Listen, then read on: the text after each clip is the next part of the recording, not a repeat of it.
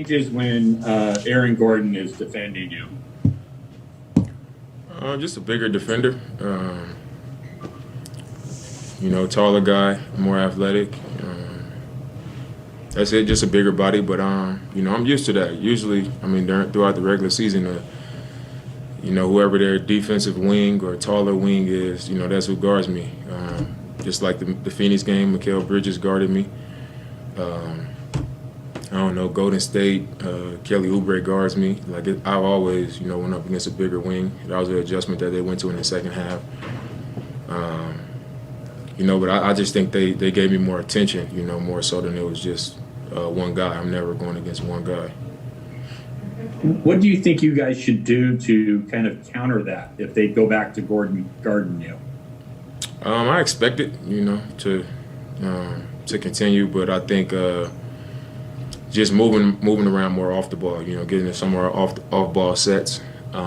Usually bigger guys, they can use their length and athleticism on the ball, but when you start to move around on flares and pin downs and things like that, you can typically get a little bit of space.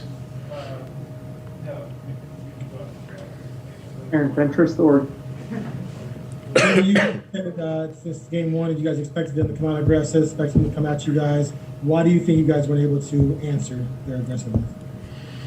I just think, we just weren't sharp enough. It's the playoffs.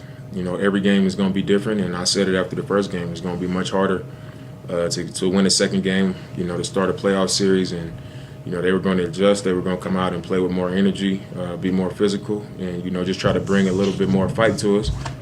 And, it was as expected. But I think our turnovers, we had 6 turnovers in the first game, and tonight I think we had 6 turnovers in the first half of the first quarter or the first 8 minutes of the first quarter. So I think that showed that, they had more of a presence and more of an effect on our offense.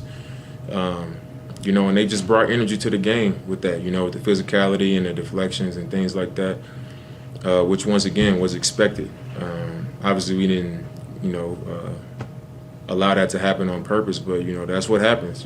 Teams go down, and that this team, they're well coached. Mike Malone is a tough coach. He's not going to back down. He's going to get in their ass and challenge them, and they're going to respond. They were down 3-1, I think, twice last year and responded each time. So we know that they're going to adjust and they're going to come out and try to bring it to us. And tonight we just didn't play well enough to overcome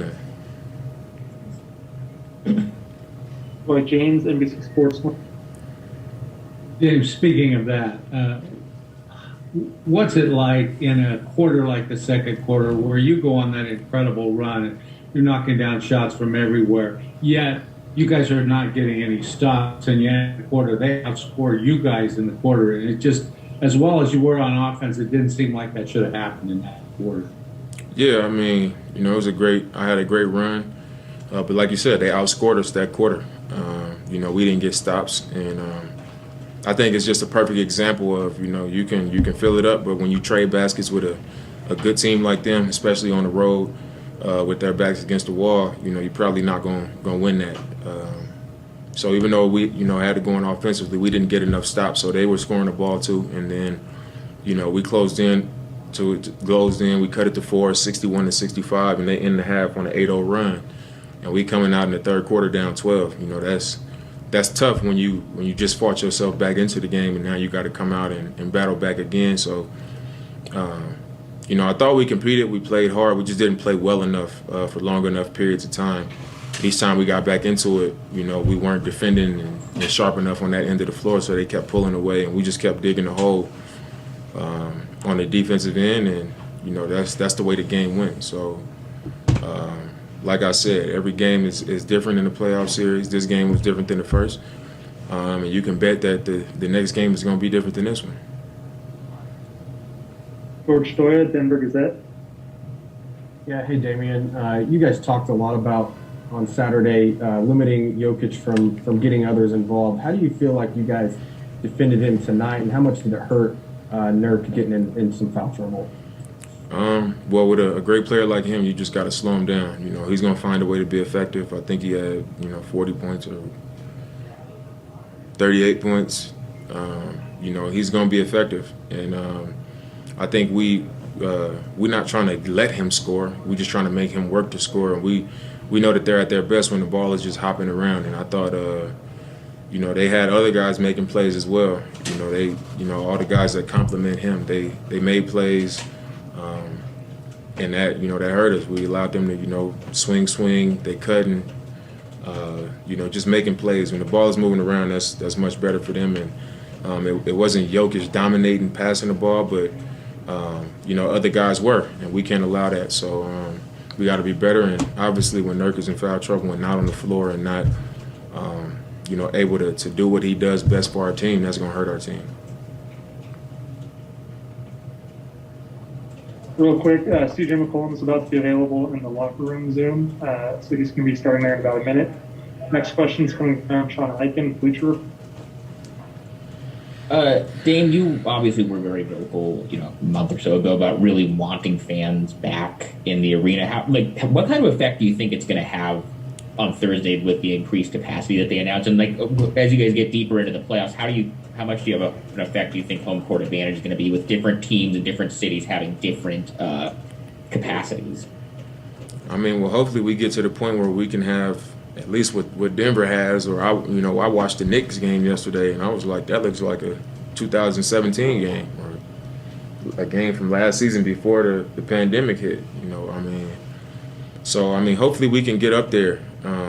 Hopefully we can get most of our fans in the building and not be cut short. I know that we wanted to lower the teams at the bottom getting the least amount of fans, and we kind of behind on doing that. So hopefully by the time Game 3 comes, that number can be a little bit higher because we got the best fans in the league, and when our fans are in the building and that building is noisy and our fans into it, we got one of the hardest buildings to win in, and it's the playoffs, so we're gonna need that. I would love to see our building have the same amount of fans that a lot of these other teams we watching have, because you can tell that they're feeding off of it, and with us having the best fans, of course, it'll be to our advantage. Last question is coming from AJ McCord. Dame, you mentioned the Nuggets experience in the bubble last year and how they came back from the 2 series, but you guys have a lot of veteran leadership on this team too. What is the message to bounce back from this one in a 7-game series and remember that after a loss like tonight? Well, like you said, we experienced. We've been up, we've been down, we played well, we played bad. We've done it all in the playoffs, and we got a lot of guys with that type of experience. So never too high and never too low. After the first game, we was like, good win. We did our job. We got one on the road. Let's get greedy and come get another one. We know it's gonna be tough, but we want to get this second one. And we came up short, but that a playoff series is one game at a time, and it's gonna change each game. And we got the first one, they got the second one.